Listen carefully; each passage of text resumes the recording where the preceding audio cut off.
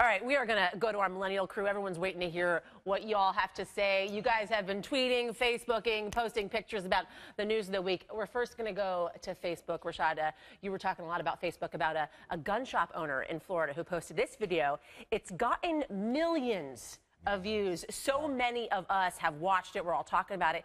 He's standing in front of the Confederate flag and declares his store a Muslim-free zone. Let's listen to a part of his message. Now, I have a moral and legal responsibility to ensure the safety of all patriots in my community. And so, effective immediately, I'm declaring Florida Gun Supply as a Muslim-free zone. I will not arm and train those who wish to do harm to my fellow patriots. The jihadists said they would do it, and they have. They said they live among us, and they do. We must be prepared, vigilant, and equipped to handle any situation that might come our way. All right, so this video was posted after a Muslim gunman killed 5 servicemen in Chattanooga, Tennessee. You tweeted about this, Rashad. Read me your tweet. Basically, that if we want to have a Muslim-free zone, we should also have a KKK-free zone. Wow. Okay. You know, because especially in recent events with the past protests going on this past weekend, there are a lot of people who are very intimidated and feel a lot of terrorism from such organizations, and to stereotype all Muslims, I don't think is a very wise idea. Okay, but I'm going to critique you on your tweet for a second, right? Because in a way, when I read your tweet, I didn't necessarily understand it. Because I said, are you equating the KKK with Muslims? No, I'm equating the fear and terrorism of people. So, like, if you're afraid of a person or a certain group, that group really shouldn't be. He's specifically referencing Muslims. Muslims call them in all colors and all races. So to stereotype Muslims is really not a wise idea, because I don't even know what a Muslim looks like. You could be a Muslim. She could be a Muslim. I could be a Muslim. So to stereotype people based on their religious views, I don't really think is progressive. Yeah, I think it's a great point. Thanks, Rashad. Thanks for elaborating on that. Good job, Yasmin. All right, we also have new details about the Chattanooga gunman. His family is telling investigators that the 24-year-old had been suicidal and abusing party drugs and marijuana. Now, the FBI is also saying that data on his smartphone indicates that he did internet searches for martyrdom the day before the attacks. That was before killing 5 people at a recruiting and Navy support center. Congress is now considering whether or not to allow all recruiters to carry weapons, but armed volunteers, they are not waiting. As you can see here, they are guarding military recruiting centers across the U.S. Now, Jillian, you posted a comment on Twitter about this. I want you to read your post. Yeah, I just said, armed volunteers at bases is a futile, isolated effort. Allowing all humans the ability to defend themselves from crazy people is necessary. Okay, so it seems a little bit confusing. So explain what exactly you mean by that. Yeah, I think it's a great effort by these volunteers, but I don't think it's an effort that will sustain time and place. I think it won't be futile at the particular places that they're defending. But I think that what's needed is to allow the military personnel to defend themselves. We've seen this now at movie theaters, elementary schools, churches, and the bottom line is it's crazy people that are going to attack these places, and we need to be able to defend everybody from these people. So, Jillian, do you think all people should be able to carry guns? I think so. Yeah? Yeah. Why? All the time, everywhere? Well, I think that crazy people are going to be able to get the guns no matter what. Whether there's restrictions or not, they're going to find a way. Like the Charleston shooter was so passionate about why he shot the Charleston church. He's going to find a way to get a gun, so we need to be able to defend the people from those crazy people. Yeah, that's an interesting point. All right, we're going to switch gears a little bit.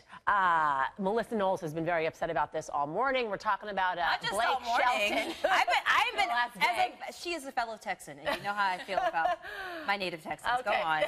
Blake Shelton, Miranda Lambert, she was at a concert recently, and she broke down when singing a song called The House That Built Me. It was very special to the couple. She stopped singing and she talked to the crowd. Let's take a listen. The last thing anybody wants to do is cry in front of 19,000 people.